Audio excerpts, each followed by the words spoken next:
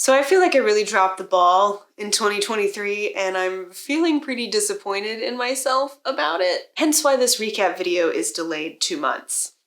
Again. I'm hoping by taking this time to reflect and set new goals that it'll give me motivation to be more creative this year. Hi, I'm Dixie and normally I post historical dressmaking content, but I got sidetracked in a major way this year when we bought a little house in my husband's hometown about 1,000 miles away from where we live. And I spent a good chunk of the year working on that, which meant most of my sewing and costuming projects got put on the back burner. I only shared one fully completed costume last year, my white 1916 dress in April, plus my side hoops that I made for my in-progress Robe la Francaise. Most of my time last year was spent doing other things like building my kid a playhouse, decorating and painting my house, gardening, and driving back and forth across Middle America.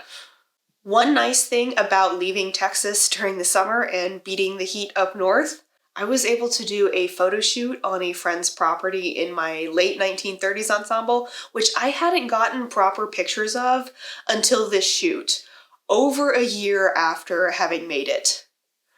There are so many great shots in this batch, and I'm really proud of this overall look. But it wasn't like I never sewed anything last year. Besides making my 70s dress for me and my daughter, I sewed a few modern pieces, like 2 dresses made with Indian block print cottons and this rayon shirt. I also finished another costume project that hasn't made it to the channel yet. While I did film the making of this maroon silk 1780s petticoat, I felt like petticoats are a dime a dozen on this channel and on some others. And it took me so long to finish this because I ripped off and reattached the ruffle at the bottom because I was not happy with how it looked. I worked on what seemed like such a simple project, off and on, for over a year. But this petticoat used up all of the silk that I bought for this project, which is great, which means I've used up almost all of the silk yardage that I talked about in my recap video from 2 years ago. I still have some scraps left over, of course, always, but that's good because I actually bought more silk. Some of this I used to make curtains for a room downstairs. I'm still painting that room, so it's a mess right now. Others I want to use for future costume projects, but I'm not exactly sure what yet. Speaking of fabric, I took a short trip to New York City last fall and happened to be staying close to the garment district. I had just a couple of free hours before I had to leave to catch my flight home, but I did a little bit of shopping. I bought this striped shirting at Mood, which they have a reputation for being overpriced, but they certainly had the best prices for the kinds of fabrics that I'm looking for costuming. This is earmarked for an 1870s project, which I'm currently working on, hoping to be ready in time for an event in March. Fingers crossed. I bought some ribbon at a trim shop, and last fall I had bought a Regency era Spencer and bonnet from my friend Laura.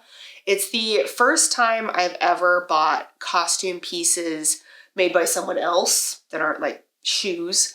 But the Spencer fit me, and this bonnet is just the base, so I wanted to add some ribbon trim to it. And then for the Spencer, I found a roll of soutache at an antique mall, and it's the perfect color match. So I want to do some kind of swirly design and dress things up on the Spencer as well. And this pink beaded net was the first thing that I bought on that day in New York. And it's actually not amazing quality, but the shopkeeper really wanted the sale, so.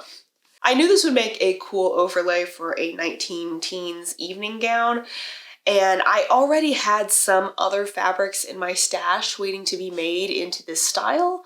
It's one I've been wanting to make for a long time. So I did a little draped mock-up, but I didn't film the process. I have other projects that I'll need to finish before I get to this one though, so I'll need to take it down from the form, and sometime later this year maybe I'll re-drape it and stitch it together. So these are my kind of loose goals for this year, but after last year, I know not to put too much on my plate. And to be honest, there were some times last year when I was so busy with other things, I thought about just putting the channel on hiatus and taking a break, but every time I come back to sewing and editing the videos, I'm reminded that I do love doing this. I just need to find a balance between this and family stuff and work and all the other hobbies that I have. Thank you all for sticking with me last year with my erratic release schedule. I think things will settle down into a more manageable rhythm this year, so we'll see how that goes. I still like making things if you still like watching it. So, until next time, happy sewing.